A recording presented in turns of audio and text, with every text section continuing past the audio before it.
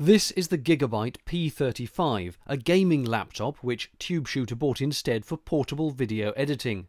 That demands a fast processor, decent screen, lots of memory, and ideally a solid-state disk for the operating system, plus a conventional but fast disk for video footage.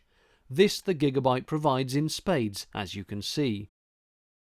On the left-hand side, the laptop has a Kensington lock, an RJ45 for Ethernet, 2 USB 2 ports, headphone and microphone jacks, plus an SD card reader. The right-hand side gives you the power input, VGA out, HDMI out, 2 USB 3 ports, and a mini display port. One of the USBs gives power to charge other devices even when the laptop's off. At the back there are 2 vents, plus the screen hinges. The front sees 2 loudspeakers on either side of a DVD writer. That's opened by pushing the button, but we found it needs a bit of convincing sometimes. Unusually, this drive is not fixed. The entire thing can be taken out by a latch on the underside and swapped with a supplied caddy into which you can put another hard drive if you want, or maybe a Blu-ray drive for example. Underneath there's a removable cover to upgrade the RAM. This one had already been given an additional 8 gigs, so a total of 16, plus more ventilation. 4 tiny rubber feet ensure the laptop bottom has space for air to flow when put on a flat surface. Everything's held in with crosshead screws, so it looks like you could take it apart easily if you so wished.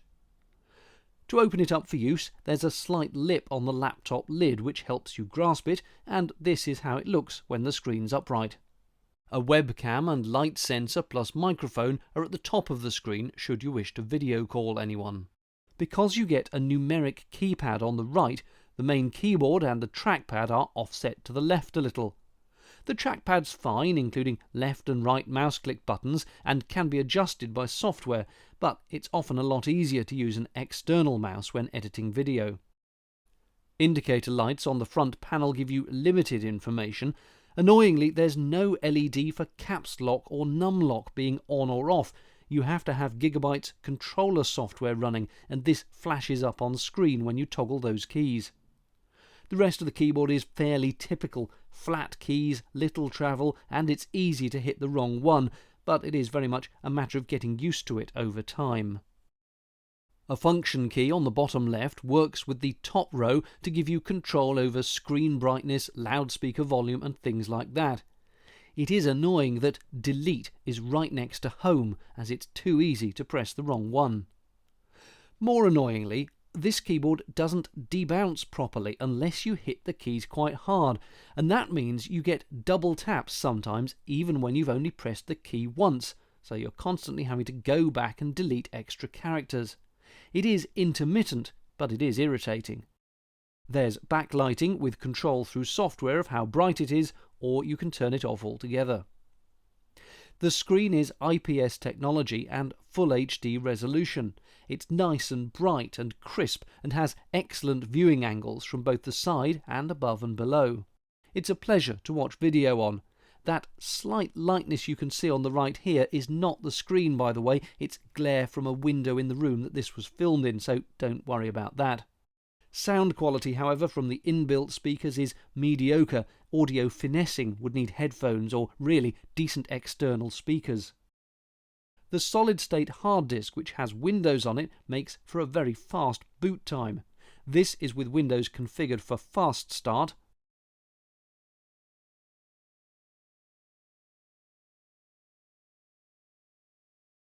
and this is it with Fast Start turned off.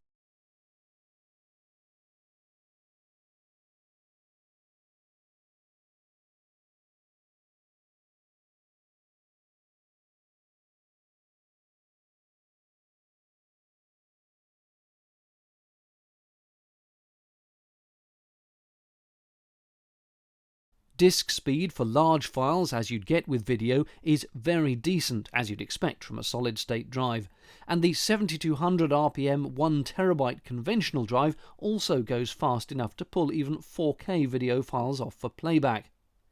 Now, we're not bench testing gurus here at TubeShooter, we're video people, so let's not get all geeky over different numbers here. The Passmark software rated the system like this overall, which seems to us to be pretty decent, apart from the 3D graphics, which probably shouldn't be an issue for video work. Here's the laptop playing back 4K video on an HD timeline in Sony Vegas Pro quite happily, and even quite happily with some dreadful colour correction added.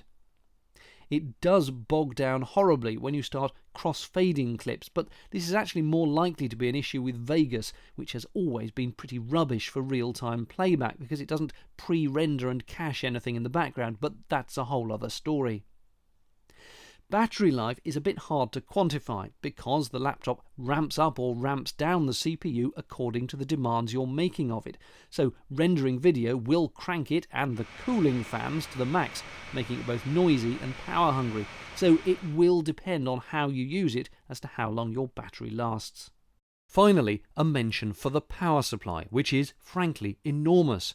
When people talk about a power brick, this truly must be what they're referring to. Overall though, this laptop gets a thumbs up. You can pay an absolute fortune for supposedly specialist video workstations, but many gaming laptops have specs that are quite usable for video at a much lower cost.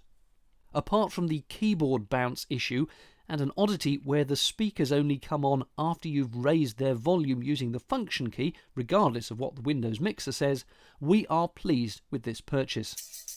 Thank you for watching. Hopefully you found the video useful. Please put any relevant questions below. Bye bye.